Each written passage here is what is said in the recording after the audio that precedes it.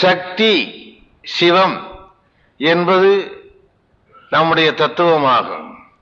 ஆணும் பெண்ணும் ரெண்டும் சேர்ந்துதான் உலகம் என்பதனை இறை வழிபாடு உணர்த்துவது இந்து மதம் ஒன்றிலேதான். மற்ற மதங்களிலே பெண் தெய்வங்கள் கிடையாது.